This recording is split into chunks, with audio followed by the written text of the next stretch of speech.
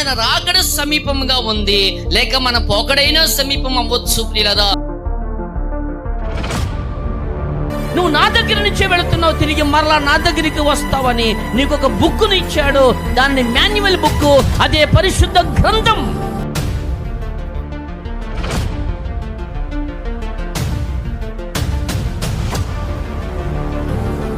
దేవుడు నీకు ఒక గ్రంథాన్ని ఇచ్చాడు.